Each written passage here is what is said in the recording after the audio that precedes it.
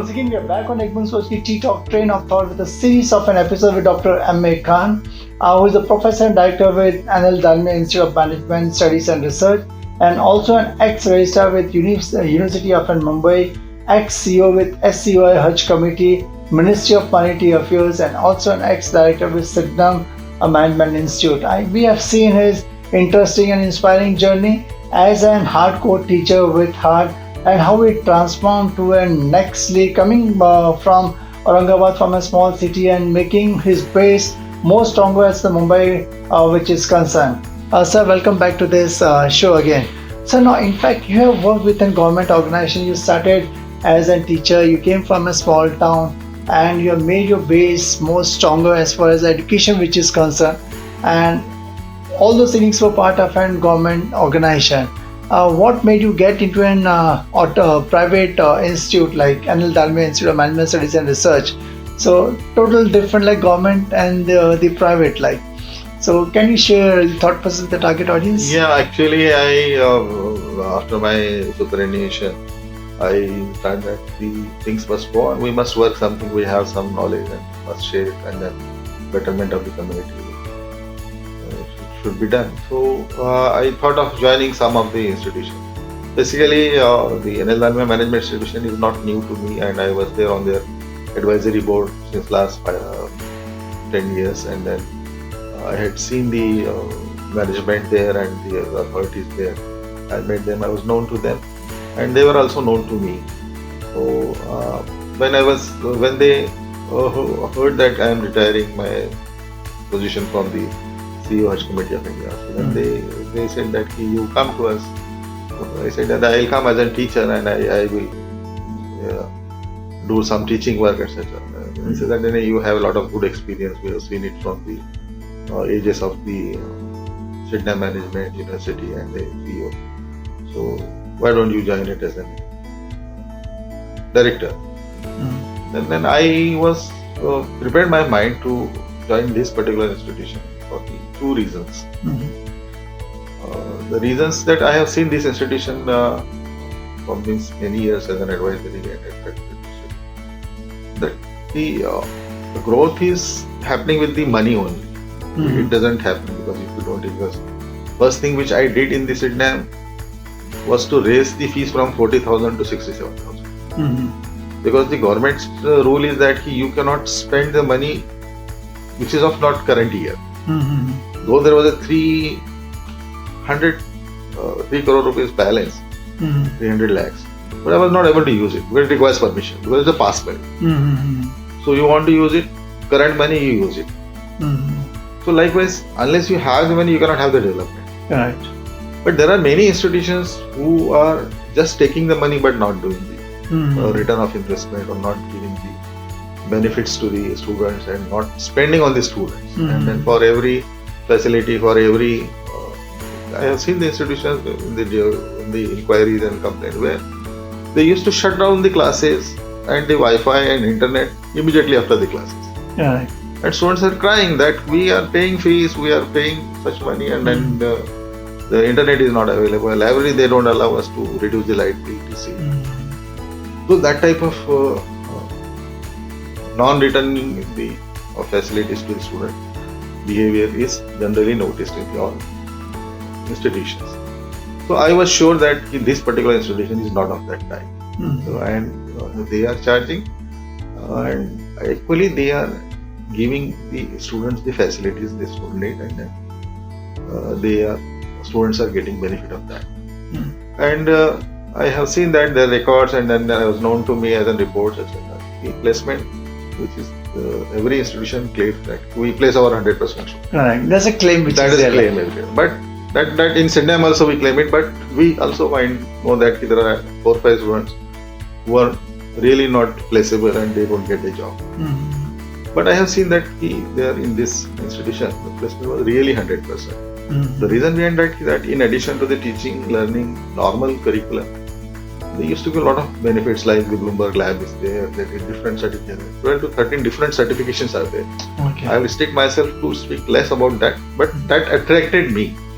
That this is an institution which is a private institution, but giving the return of investment to the students and giving justice to the students, and the rigor in the academics is there, and accordingly the students are being transformed. Because I am always there for students, and I have lived my life for the students in every role. Even in Hajj Committee of India, I have developed a very good IS coaching and learning center for the students.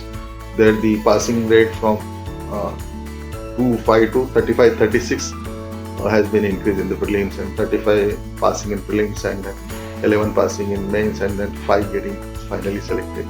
So every year 3 to 4 civil servants, IAS, IPS, I used to produce in the Hajj Committee. So education I never left anywhere in any role, and the students were my choice at this. So I stand behind the student, and I see like the students are being justified here, and then transparency is there. Whatsoever is taken, the receipt is given, and the fees is what's your fees is taken, and that fees is given as a return of investment. So these are the two reasons attracted me, and then keeping ourselves busy, and then putting some work maybe maybe with some lesser well I started doing.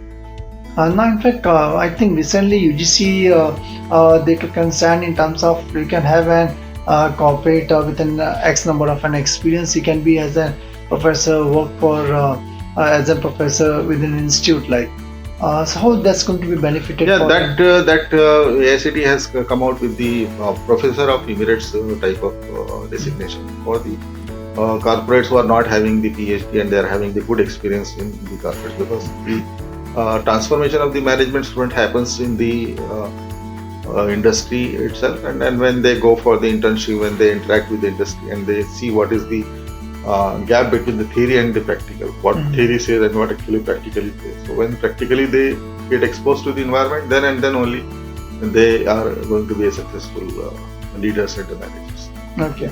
Now when we say like the research is the hardcore of any of an institute, so how are you going to inculcate those research as far as NL Dalmia which is concerned amongst the faculty members? Yeah, there are the good initiatives at the NL Dalmia Institute of Management that every faculty, when they write some research paper, the additional incentives are given. One-time incentives are given, yearly incentives are given. So, for example, every year the growth of the at all NL Dalmia Institute of Management, every faculty gets 7th pay by 7th pay commission, and then they get 3% increment every year. But if anybody is writing some papers and getting some good marks in the evaluation process, the KPI, that increment goes to 5%, 7%, 8%. And whenever a faculty writes a paper, then according to whether it is in this ABDC general or Scopus general or any UGC certified general, so accordingly minimum 10,000, 25,000, 50,000 cash benefits are given. And any faculty is going to the presentation of the papers at the institution which is ranked by the in national institution ranking framework within 100, then all expenses are being reimbursed to you, because there is no usage and importance to going a small institution and presenting papers, and because their quality is not being checked. When you go to the institution which are already of good standard, then the quality is checked when what's the paper the faculty is producing for the presentation, that is audited and then approved, and then they call for the institution. Recently one of the faculty has been to the IIM Shillong to present the paper. So the faculties are generally going, and not only in the faculty but in the student also we have started creative thinking and research, and then writing the papers in the journals, and then the students and faculty jointly writing the paper. Okay. Now in fact when we talk in terms of even the faculties, if you compare the Western and the Indian learning, like in Western the research, like basically the hardcore researchers, and they get lot many benefits and the incentives of research which is concerned. And when we talk in terms of as in India, the faculties who are part of a research, like so there's a vast difference like in applied research. Yeah, definitely. But and as for in most of the Indian institutions, the learning happens. The students comes in the class with a blank mind, and the students comes in the that they have to acquire the language. But what I have seen in the Western, the foreign countries, and even our IIMs, the national institutions, or the good institutions like Dalmia or others, so the students come prepared. Yeah. And you will not believe that the complaints of the good faculty, the value addition is not happening, because we know all these things. Right. what is there in text, what is there in the internet, Google. So they want some additional exposure. So when this type of culture is developed, that before the lecture, student is having the knowledge of that particular. Generally, it happens in the IIM that 60%, 70% learning happens prior to the class. They do hardcore research and subject. They read it, they do research, they surf it, and then they come with their doubts and difficulties in a discussion mode.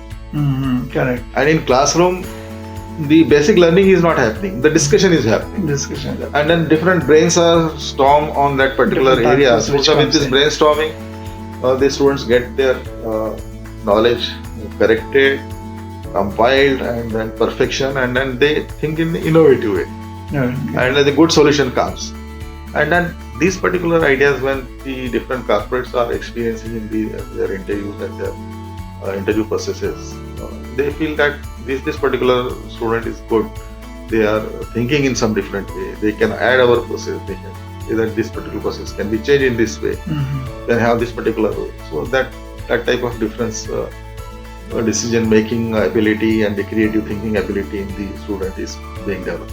I'm sure, like it's with your kind of an great experience in all the relevant institute where you have worked at a high level, your leadership qualities, and to take the people along with you, and you understand the every aspects of an education and how to handle the resources in the most effective and the efficient way. And I'm sure with LM Dalmia, with your experience, I'm sure that institute is going to prosper to the next league, and I wish you all the best.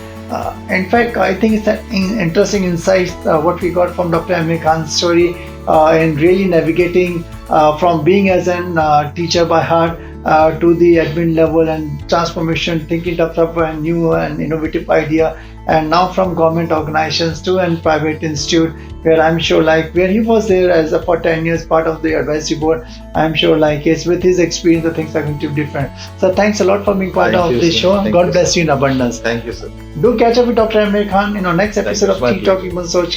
Till then, go to ttalk.net, subscribe like the channel as much as you can. So thanks a lot. Thank you, sir. Thank you so much.